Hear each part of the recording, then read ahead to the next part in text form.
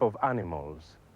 As for dying, it was like packing your bags, getting your personal effects together, and moving on to another residence.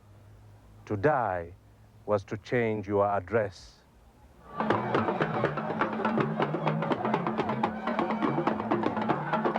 The idea that death is a mere change of address is still strong in traditional religion all over Africa. In Nigeria, ancestors are sometimes invited back to their old addresses among the living. At mask ceremonies, they may inhabit the bodies of the dancers.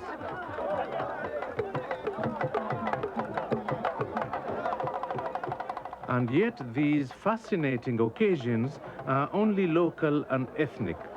Christian and Islamic festivals are celebrated across the continent, but no national holiday has ever been dedicated to African gods.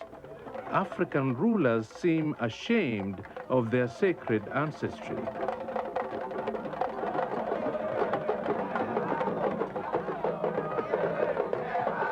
Religion is, of course, partly a struggle between the forces of good and the powers of evil. Among some Yoruba, this eternal combat is staged ceremonially, recalling the day when ancestors came onto the streets to mete out punishment to wrongdoers.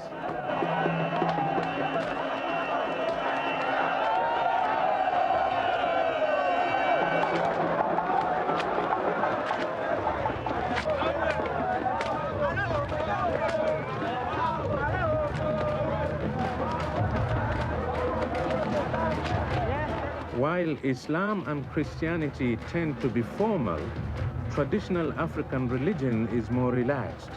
Prayer can be joyful, worship can be fun, and ceremony a game.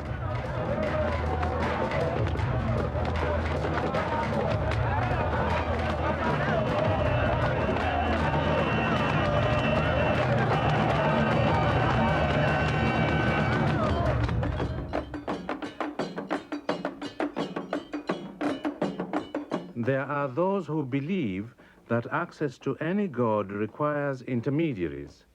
Sometimes traditional Africans appeal to their god through the intercession of their god's wife, just as Christians may use the statuette of the Virgin Mary, their god's mother, for access to Jesus.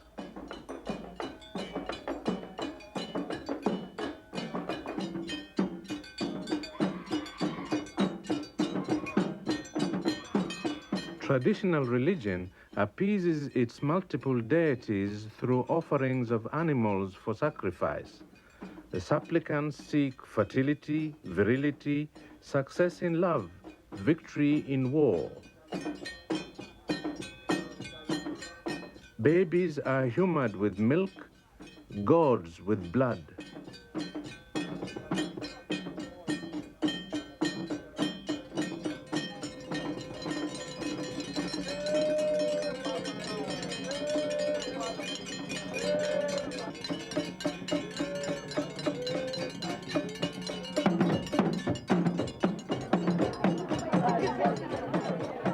Sometimes in Africa, blood is invoked as cure.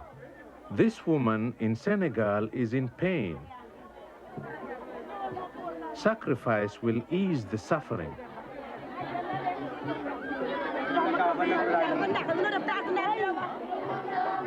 First, alongside the sacrificial animals, she undergoes a symbolic burial beneath layers of bedding rather than layers of soil. Whether her affliction is physical or psychological is not clear, but in her village, they believe that the spirit which attends her family must be placated through sacrifice before she can recover.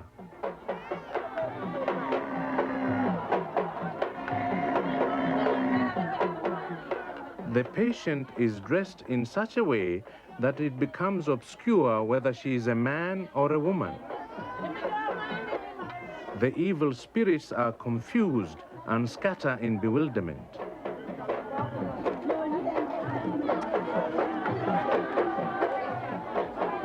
The moment of sacrifice has arrived. Like Muslim and Jewish rules of slaughter, tradition demands that the cow must bleed by the throat as it dies.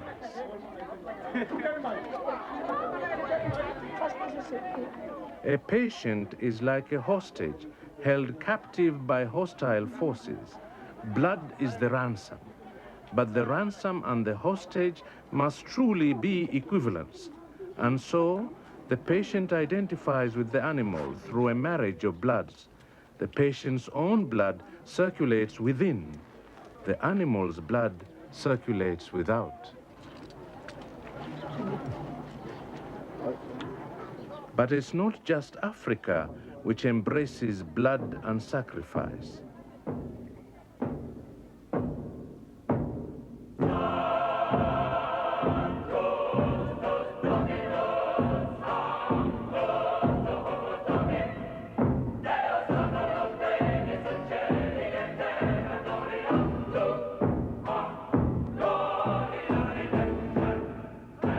The Christian God himself decided on blood as atonement for sin. The Son of God was the sacrifice.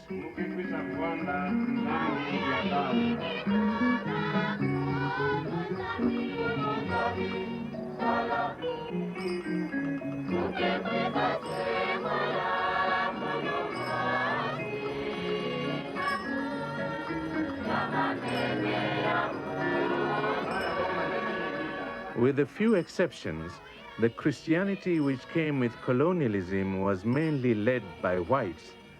When the face of Christianity became less predictably white, the cultural robes of the religion remained Western.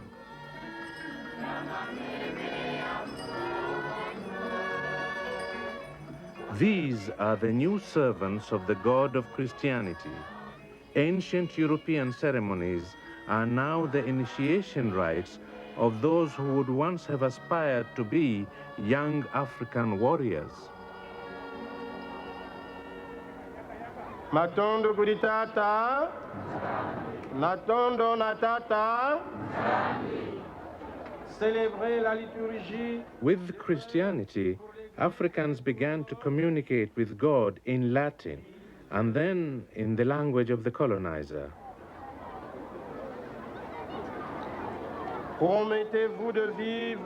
Indeed, for a long time to come, the message of Jesus had a distinctly European accent. Je le promets. Que Dieu lui-même achève en vous ce qu'il a commencé. Promettez-vous de vivre en communion avec moi et mes successeurs dans le respect et l'obéissance. Je le promets.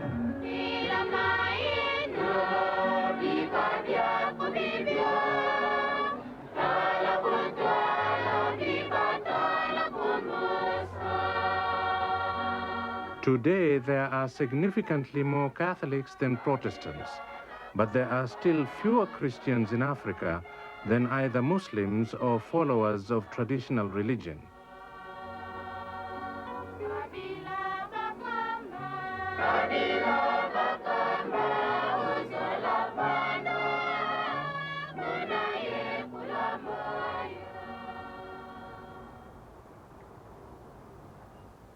In North Africa, Christianity is a failure. The French built this cathedral. Algerians on independence turned it into a library.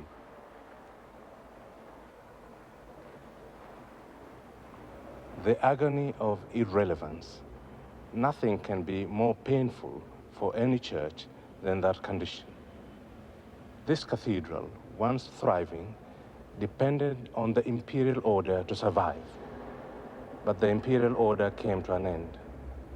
The cathedral was fundamentally alien, and so it became empty after colonialism ended. Is there a moral in that for the rest of Africa? And the answer is yes. Christianity has to adapt or perish. By accommodating itself more with African traditions, it can acquire cultural relevance. By identifying more completely with African aspirations, it can acquire practical relevance. There are dilemmas to be resolved, and unless they are resolved, the cobwebs of irrelevance will begin to take over, and more cathedrals will need to be cleared for more functional purposes.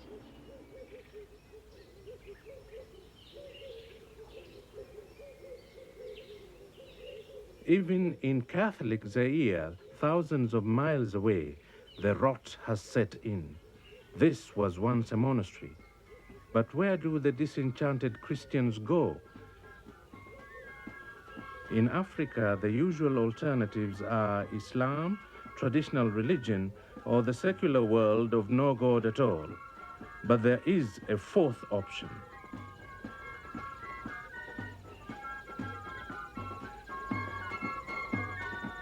Independent African churches are one answer to Christianity's crisis of relevance. One compelling example in Zaire is the Church of Kimbangu. Kimbangu. Oya wapi? Simon Kimbangu, a follower of the Baptist mission, started preaching the Christian gospel of one God in the Lower Congo after the First World War.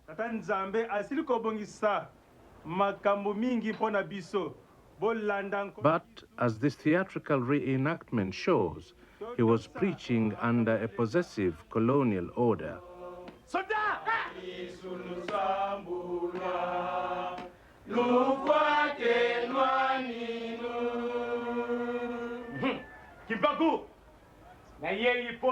Kimbangu was arrested on the orders of the Belgian colonial authorities.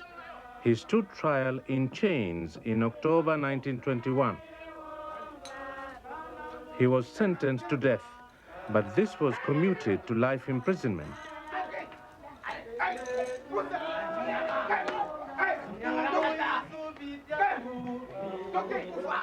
In his martyrdom, a major African Christian movement with profound African concerns was born.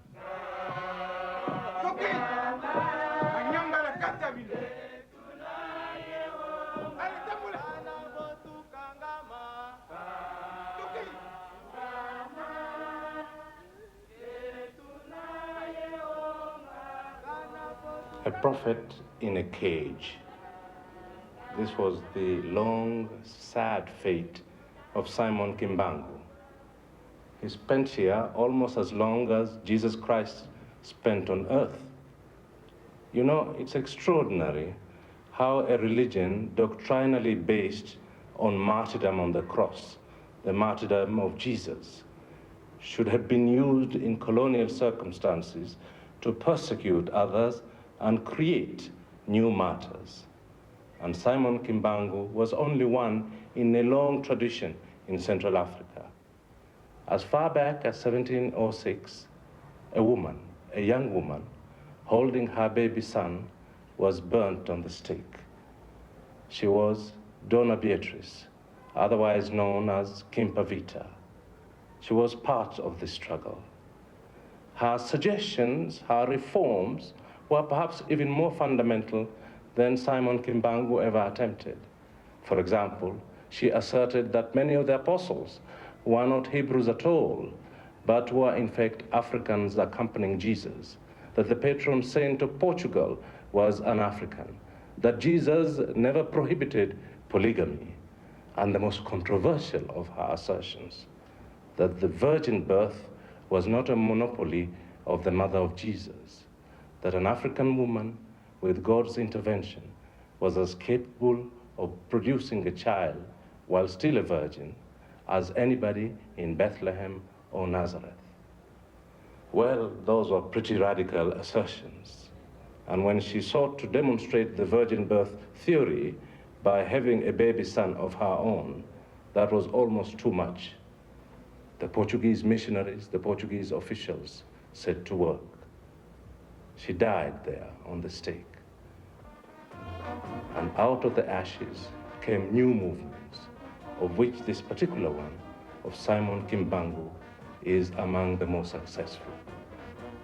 They have, they say, some 4 million followers now, When you think about it, that's more than Jesus Christ had in the first 3 centuries of the Christian era.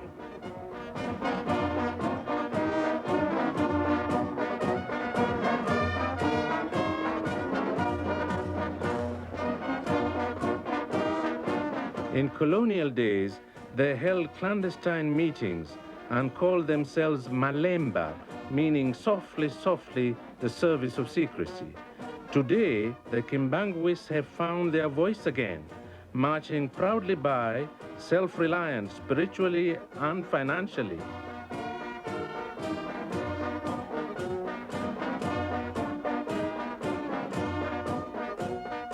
The Kimbanguis believe in the crucifixion as an event, but are cautious about the regular use of the cross as a symbol. Excessive use of the crucifix, they maintain, could be a case of worshipping a graven image.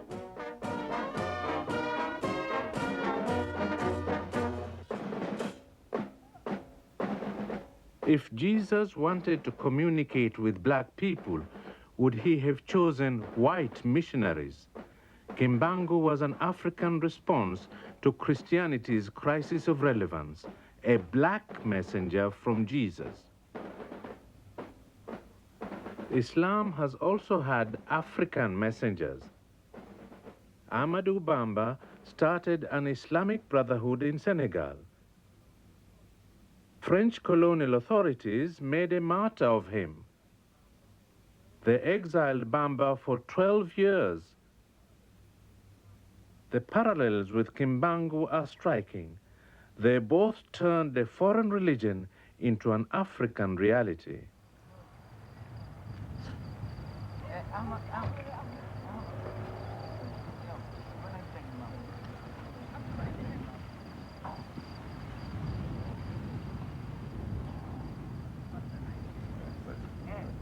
This Murid Brotherhood of Africa and Islam believes in combining worship with work. Today, small children are brought to the Marabout, a religious leader, for training. It's like a boarding school.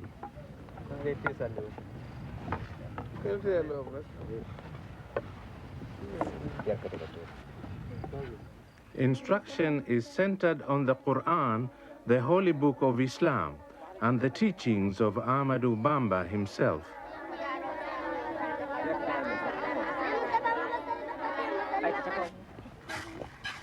A fundamental principle of Murid belief is the work ethic under the guidance of the elders.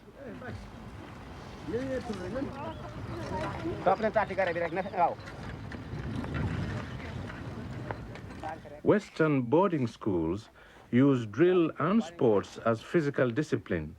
It's an African innovation to use agricultural production for the same purpose.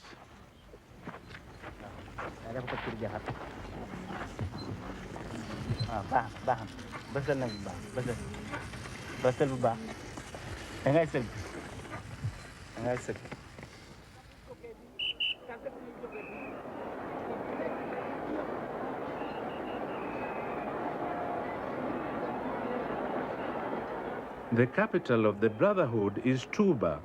Tradition has it that this is where Amadou Bamba, in a vision, first received his calling.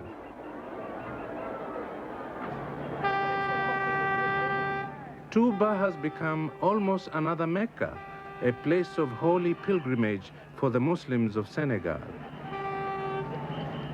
Every year, during the festival of the Great Magal, thousands of Senegalese set out for the town.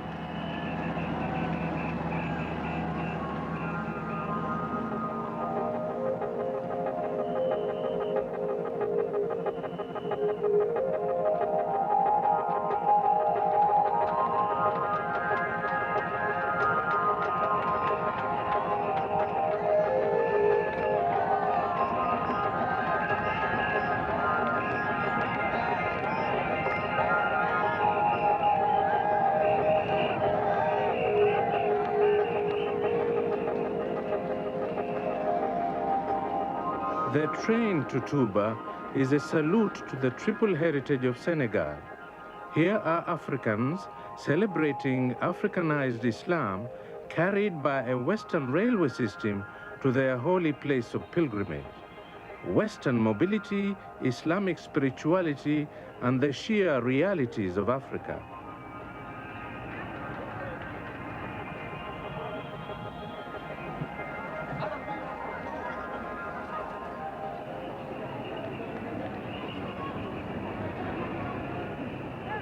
Touba is not merely a Mecca on the smaller scale, it's simultaneously a kind of African Medina. Medina in Saudi Arabia is where the Prophet of Islam is buried. Touba accommodates the tomb of Ahmadu Bamba.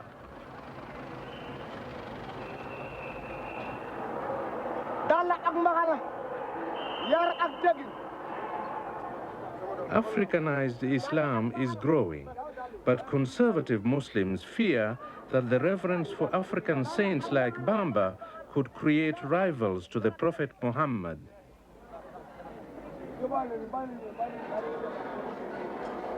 They also fear that the Africanization of Islam may cause a return to the worship of more than one God and to the elevation of the ancestors.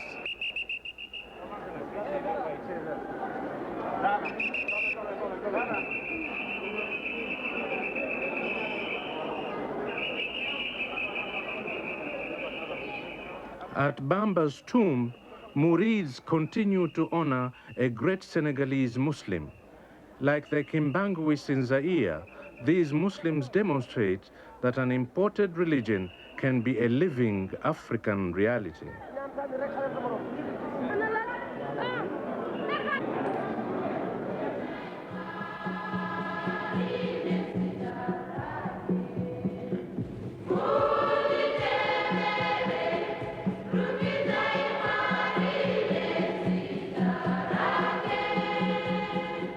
In putting down local roots, the political persuasion of a foreign faith is crucial. A church sometimes has to take sides. The Christian church in Zimbabwe faced such a challenge. Today during Mass, let us first of all think of our own country and thank God and praise Him for our own liberation in Zimbabwe. And let us also, during this Mass, pray to God for our brothers and sisters in South Africa, that their liberation may come soon.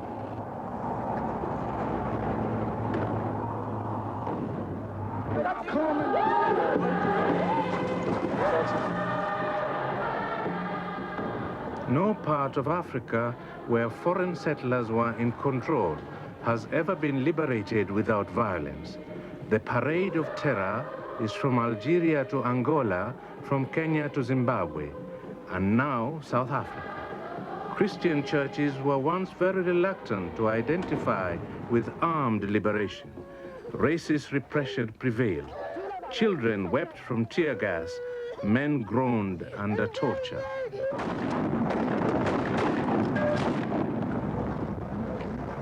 You people, let's get out now very quickly, okay? Our second reading today is taken from St. Paul's letter to the Colossians. There is no room for distinction between Greek and Jew, between the circumcised or uncircumcised, or between barbarian and Scythian, slave and freeman. There is only one Christ. He is everything and He is in everything. Apa ndipo paperera maridzo echipiri yanhasi. So now the battle is joined. The new Christianity of liberation has a text for racial equality. What have you seen in your own country? In our own country, in Zimbabwe, what do you see in South Africa now? People who are rich, who are powerful. They got their rich, they got their power by taking, by selfishness, by greed. Why should somebody who is rich and well-fed be worried? In Shona it says, Hokoyoi imi vapfumi. What does he mean? Death. Oh, everybody dies, I know, but he's saying, you rich man, you well-fed man, you happy man, you laughing man, you who've taken everything for yourself, Hokoyoi, Hokoyo, Hokoyo.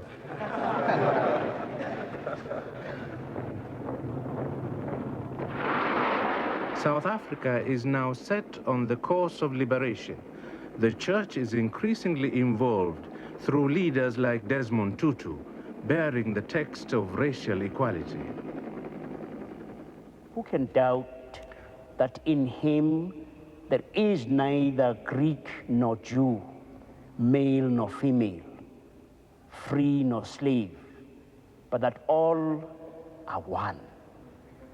God bless you. God bless you. God bless you. Tutu has described himself as a peace-loving man, but not a pacifist. The message of Jesus can be a gospel of justice as well as love. God bless you. God bless you. God bless you. Take, eat. This is my body which is given for you. Do this in remembrance of me. We will have no peace, we will have no stability in this land until the evil of apartheid is dismantled. Drink this, all of you, in remembrance of me.